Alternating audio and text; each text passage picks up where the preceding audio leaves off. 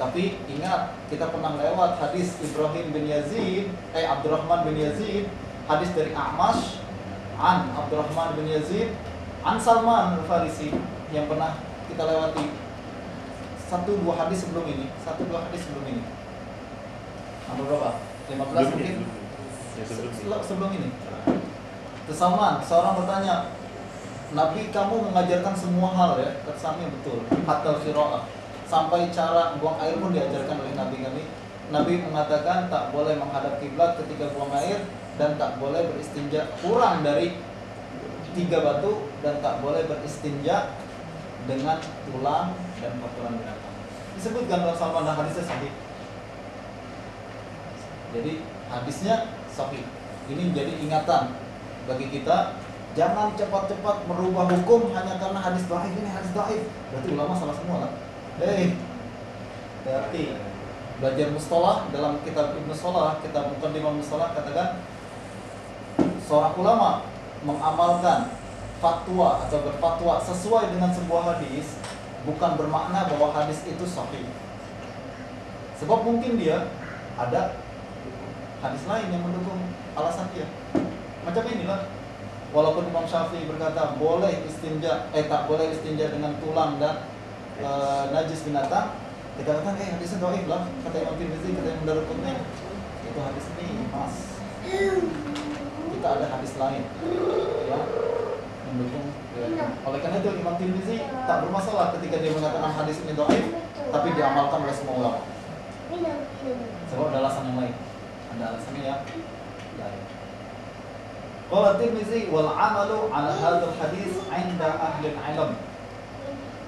Wa fil babi an Jabir wa Ibnu Umar radhiyallahu anhu. Dalam bab ini masih ada hadis Ibnu Jabir, Sayyidina Jabir dan hadis Ibnu Umar.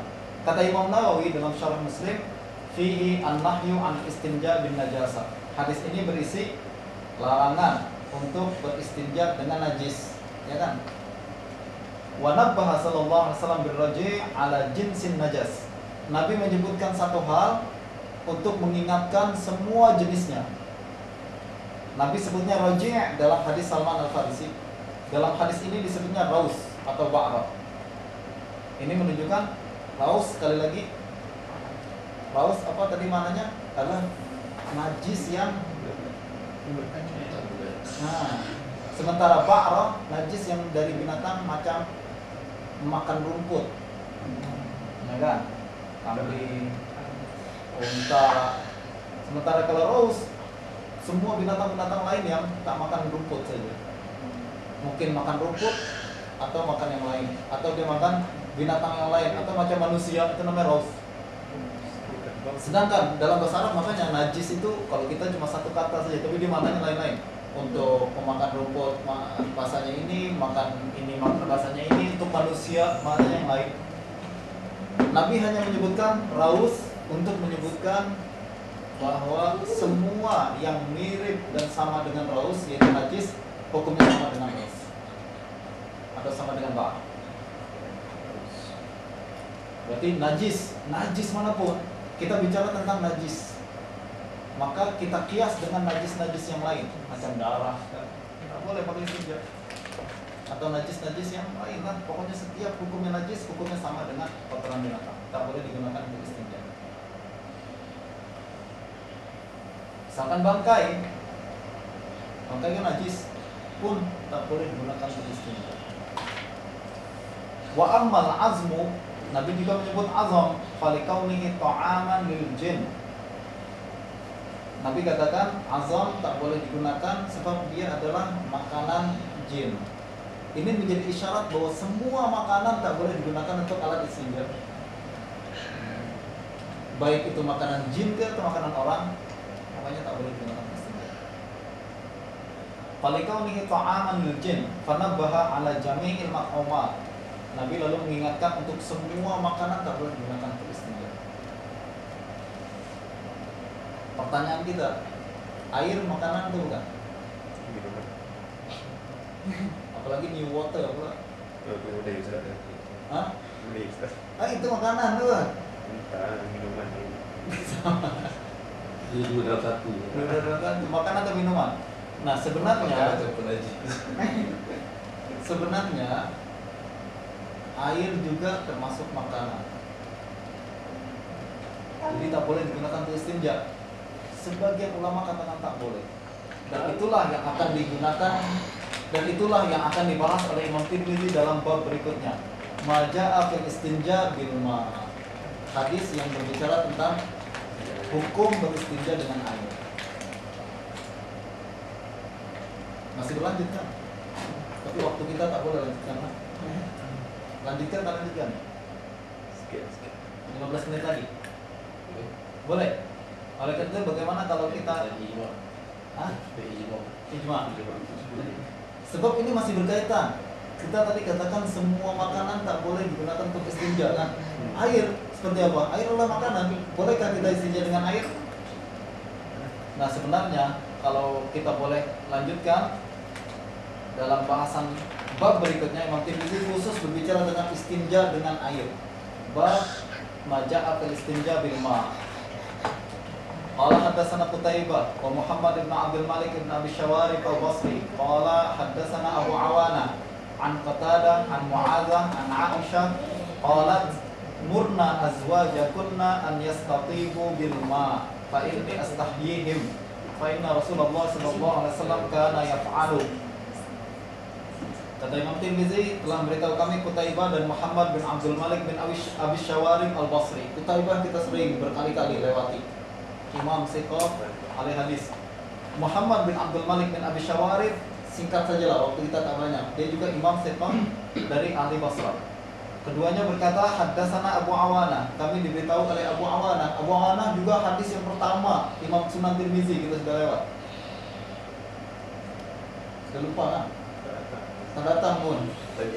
Oh belum. Maklum lah. Ada uzur. Sebab Abu Awana adalah hadis pertama Imam Tirmidzi. Sebab dan dari Qutaibah bin Sa'id juga. Kalau hadasana Qutaibah an Abi Awana, disebutkan dari Abu Awana. Abu Awana nama aslinya Waddah bin Abdullah al-Yashkuri. Abu Awana Waddah bin Abdullah al-Yashkuri taqaddama dan lewat ya Imam Siqah ahli hadis juga. Kita tak panjang-panjang lah sebab waktunya tak banyak. Dia meriwayatkan dari Qatadah. Siapa Qatadah? Ini ahli hadis yang termasuk tokoh-tokoh kunci yang mesti kita hafal.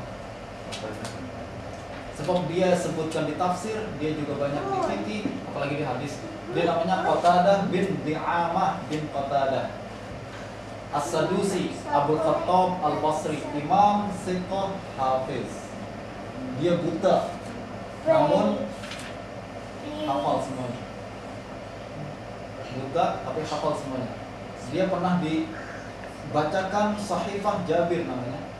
Sahifah Jabir itu adalah kitab karangan ulama pada zaman dulu yang isinya hadis-hadis Sayyidina Jabir bin Abdullah.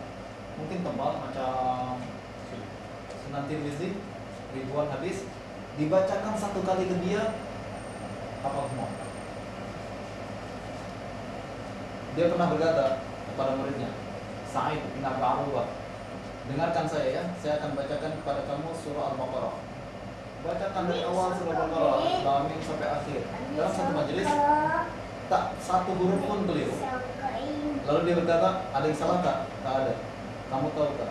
Saya hafal Sahifah Jabir lebih hafal daripada surah Al-Baqarah. Satu kali dia bacakan. Bahkan udah lewat lah Hafiz. Jangan sekarang tak Hafiz. Pertama yang tadi kan? Yang tadi. Tadi sama. Iya. Kita bicara taklis nanti. Kita baik yang baiknya dulu. Manusia. Oh, manusia. Nah, dia pergi ke Madinah, khusus dari Basrah pergi ke Madinah ke Imam Sa'id bin Musayyab. Ingat Sa'id bin Musayyab? Tabi'in, menantunya Imam Sayyidina Abu Hurairah. Hadis-hadis Abu Hurairah dia hafal semua. Dan hadis-hadis ahli Madinah dia kuasai. 3 hari dia duduk di rumah Sa'id bin Musayyab.